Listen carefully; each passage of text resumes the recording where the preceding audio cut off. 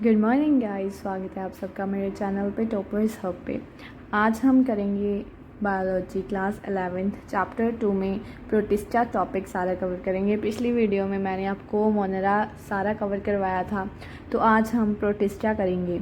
सबसे पहले तो प्रोटिस्टा स्टार्ट करने से पहले हमें ये समझना होगा कि सारे जितने भी सिंगल सेल्ड यूकैरियोट्स थे, सिंगल सेल्ड, तो मैं लिख देती हूँ यहाँ पे, हमारे पास जितने भी सिंगल सेल्ड यूकैरियोट्स ऑर्गेनिज्म थे वो सारे प्रोटिस्टा में इंक्लूड किए गए हैं। ऑलराइट, तो अकॉर्डिंग टू योर एनसीईआरटी हमारे पास 5 प्रोटिस्टा हैं जिनके बारे में हमने पढ़ना है।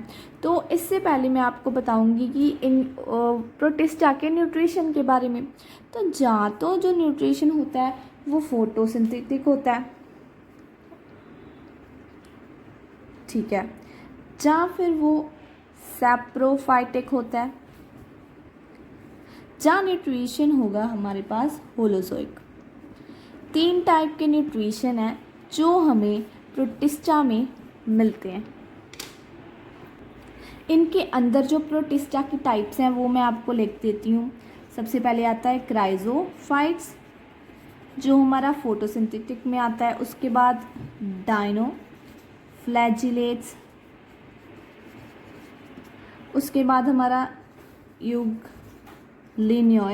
इनके सारे सब के बारे में हम डिटेल में पढ़ेंगे। यहाँ पर आता है स्लाइम मोल्ड्स।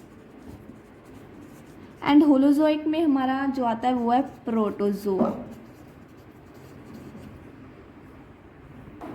तो स्टूडेंट, सबसे पहले हम क्राइजोफाइट्स के बारे में समझते हैं डिटेल में, जितना भी एनसीईआरटी में है और जितना भी नेसेसरी है for your need. So students, इसके ये 5 टाइप्स होती हैं। इन न्यूट्रिशन के अंदर ये टाइप्स आती हैं। सबसे पहले हम क्राइजोफाइट्स के बारे में पढ़ते हैं। तो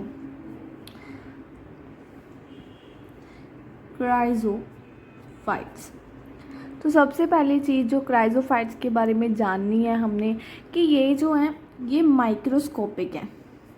माइक्रोस्कोप के अंदर ही दिखेंगे। ये बहुत ही स्मॉल ऑर्गेनिज्म होते हैं। इसके अंदर जो टाइप्स 2 तरह की आती हैं वो प्रोटिस्टा हैं। एक तो डेस्माइड्स जिसे हम गोल्डन एल्गे भी कह देते हैं, और एक है हमारा डाई एटम्स, ठीक है। ये 2 टाइप्स के क्राइजोफाइट्स के अंदर प्रोटिस्टा हैं। तो जो हमारा डाई एटम है इसका स्ट्रक्चर बताया है एनसीईआरटी में कि ये एक सेल है। ऐसे ये मान लीजिए ये एक सेल है। इस सेल के बाहर एक सेल वॉल है जो ऐसे एम्बेडेड है। ये जो सेल वॉल है ये सेलुलोज प्लस सिलिका से बनी हुई है। तो हमको पता है कि जो सिलिका है वो इंडिस्ट्रक्टिव है, मतलब इंडिस्ट्रक्टिव है ड्यू टू सिलिका। ये सेल वॉल है, ये इंडिस्ट्रक्टिव है, डिस्ट्रॉय नहीं होगी। ये सेल डाई ज़रूर हो जाएगा बट ये डिस्ट्रक्टिव नहीं होगी।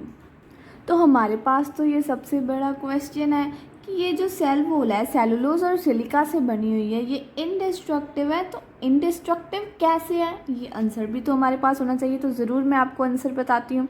इसके आंसर में आपको लिखना होगा कि देयर इज़ नो एंजाइम, कोई ऐसा एंजाइम नहीं है जो डाइजेस्ट कर पाए सिलिका को, जो सिलिका को ख़त्म कर पाए, जो सिलिका को डाइजेस्ट कर पाए, ऐसा कोई एंजाइम नहीं है। इसलिए जो ये सेल वॉल है वो डिस्ट्रॉय नहीं होती, ठीक है।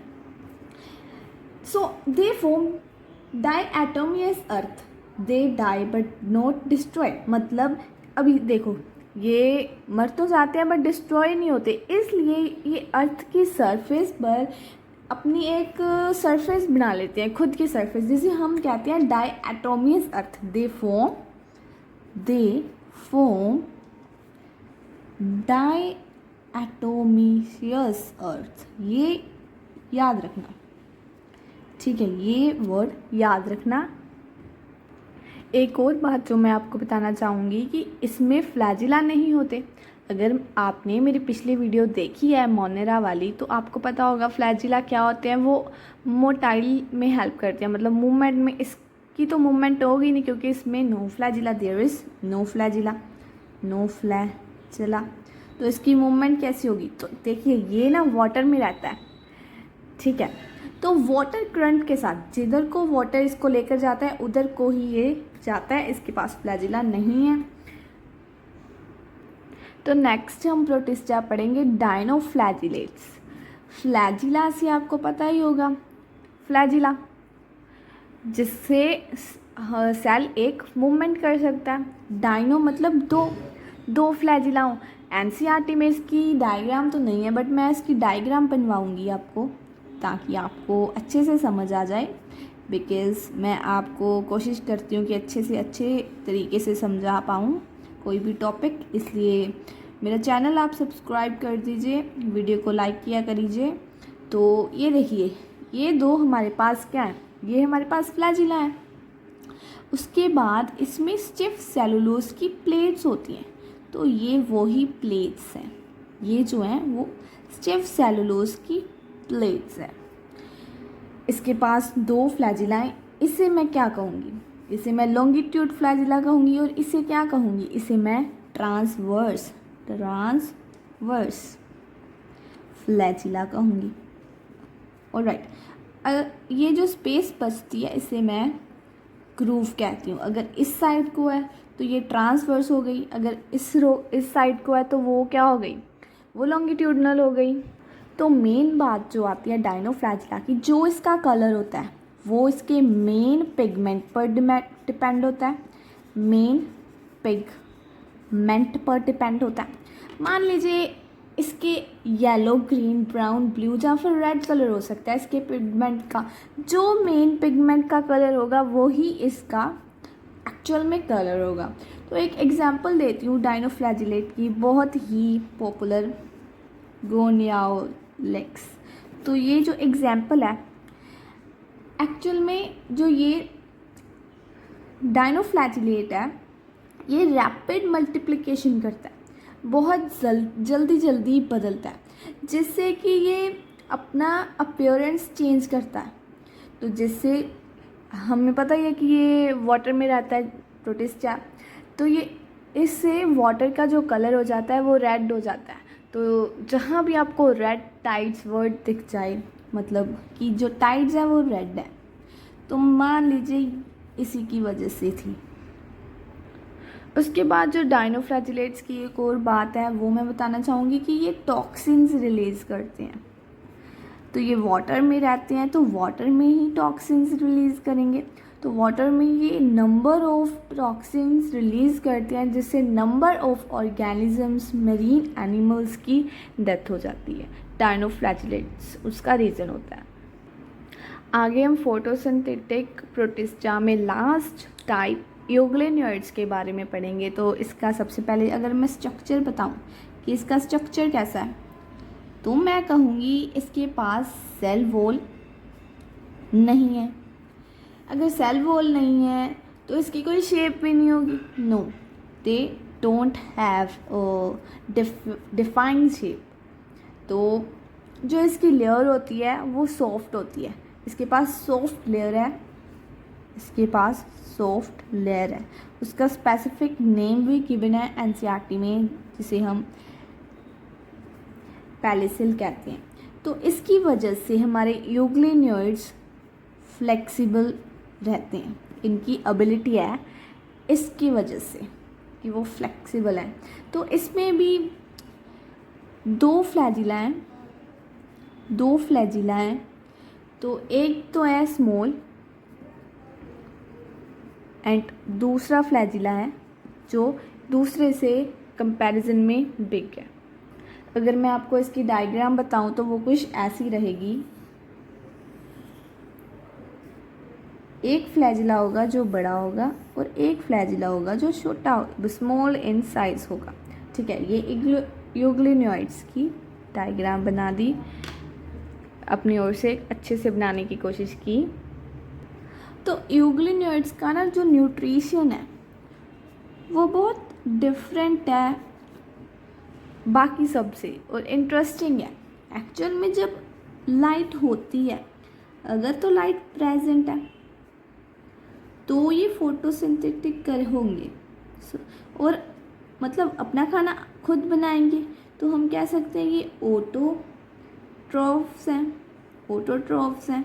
और अगर लाइट एब्सेंट है, लाइट नहीं होती, तो ये अपना खाना खुद नहीं बनाते, उस केस में ये प्रेडेटर बन जाती हैं, दूसरे ऑर्गेनिज्म पर डिपेंड होते हैं या फिर दूसरे ऑर्गेनिज्म को खाते हैं। इसलिए ये दोनों इनके पास दोनों टाइप का न्यूट्रिशन है, इसलिए इसे स्पेसिफिक नेम देते हैं मिक्सोट्रॉफिक न्यूट्रिशन।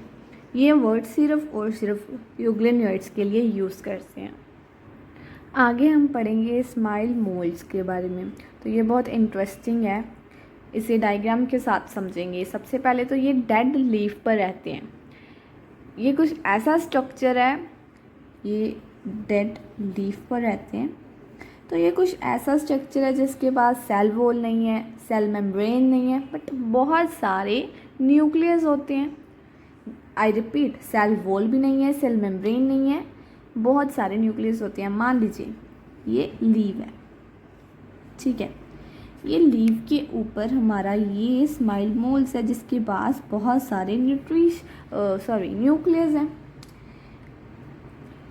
ये अपने एंजाइम्स निकालता है और सारी लीव को खा जाता है, इसका साइज़ बड़ा हो जाता है, ठीक है।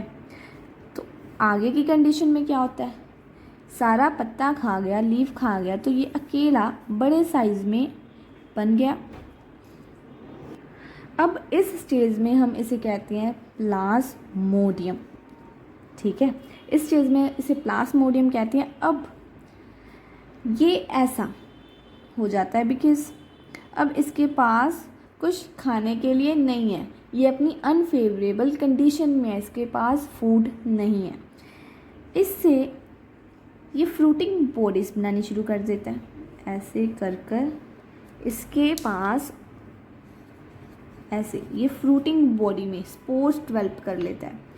क्या करता है, स्पोर्स डेवलप करना शुरू कर देता है। अब जो स्पोर्स हैं वो बाहर आए, जिसकी हेल्प से ये दो जमेट्स बने। जमेट से हमारे पास एक जाइगोट आया और जाइगोट से फिर ऐसा ही स्ट्रक्चर डेवलप होगा जो लीव को खाएगा, फिर लीव से ऐसा ही इसका सारा साइकिल चलता रहता है स्लाइम मोल्ड्स का। तो प्रोटोजोआ के बारे में लास्ट हम पढ़ेंगे। प्रोटोजोआ के बारे में मैंने आपको बताया कि ये होलोजोइक होते हैं, ये हेटेरोट्रोफ्स होते हैं। तो ये एक बहुत बड़ी लाइन एनसीईआरटी में गिवन है that they are believed to be primitive relative of animals. They are believed to be primitive relatives of animals, ठीक है। इसके बाद प्रोटिस्टा की भी आगे 4 टाइप्स होती हैं। तो वो 4 टाइप्स कौन सी हैं, सबसे पहली तो एमीबॉइड, दूसरी फ्लैजिलेट्स, तीसरी सीलिएट्स, लास्ट स्पोरोजोन्स। तो हम एमीबॉइड के बारे में पढ़ते हैं। एमीबॉइड से आपको थोड़ा थोड़ा अमीबा याद आने लगा होगा, तो उसी के जैसे ही एमीबॉइड होते हैं। ये फ्रेश वाटर या मरीन वाटर में रहते हैं और ये अपना प्रे कैसे खाते हैं, स्यूडोपोडिया से, मतलब फॉल्स फीट से, जैसे अमीबा खाता था। प्रे क्या होता है, प्रे मतलब उनका खाना, जो उन्होंने खाना है, उनका शिकार, उनका खाना। तो ये अपना प्रे कैसे खाते हैं, स्यूडोपोडिया से, ठीक है। जैसे कि अमीबा में था वैसे ही हमारा एमीबॉइड है। उसके बाद अगर फ्लैजिलेट्स की बात करें तो इस केस में इसकी बात करें तो ये फ्रीली लिविंग प्रोटोजोआस होते हैं। ये क्या होते हैं, फ्रीली लिविंग प्रोटोजोआस। इसके बाद ये पैरासाइट्स होते हैं, इनके पास फ्लैजिलेट्स भी होते हैं, हैव फ्लैजिलेट्स। जीलेट्स, ठीक है। उसके बाद जो मेन पॉइंट आता है कि ये एक डिसीज़ कोज करती हैं जिसे कहते हैं स्लीपिंग सिकनेस। ये डिसीज़ कोज करती हैं जिसे हम नेम देते हैं स्लीपिंग सिकनेस। ये इम्पोर्टेंट है। तो नेक्स्ट मैं सीलिएट्स की बात करती हूँ। तो सीलिएट्स जो होते हैं वो एक्वेटिक होते हैं। इनके पास सीलिएट से आपको एक नाम याद आ रहा होगा, सीलिया। इनके पास बहुत सारे इनकी बॉडीज़ में सीलिया होते हैं। मतलब मान लीजिए ये इसकी बॉडी है, इसके पास ऐसे ये सीलियाज होते हैं। इसके पास बहुत सारे थाउजेंड्स ऑफ सीलियाज प्रेजेंट होते हैं इसकी बॉडी में। तो ये अपना फूड कैसे खाती हैं? इनके पास ऐसा एक गलट होता है, इससे ये अपना फूड लेते हैं। तो सीलिएट्स की बहुत बड़ी एक एग्जाम्पल है पैरामीशियम। तो लास्ट अगर हम स्पोरोजोन्स की बात करते हैं तो ये डाइवर्स ऑर्गेनिज्म होते हैं।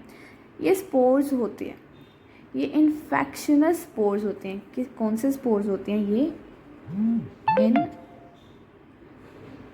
इन्फेक्शस स्पोर्स, मतलब जो इन्फेक्शंस करते हैं वो होते हैं स्पोरोजोन्स।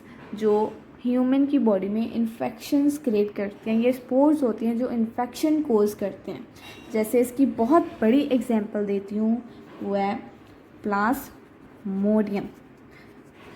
ये स्पोरोजोन्स है जो कि मलेरिया कोज करता है। तो इसी से हमें पता चल गया कि ये कितना एडवर्स इफेक्ट डालती हैं ह्यूमंस पर। सो ऑलराइट, इसी के साथ हमारा जो ये टॉपिक है प्रोटिस्टा का, ये कंप्लीट होता है। आप वीडियो को लाइक कर दीजिए, चैनल को सब्सक्राइब कर दीजिए।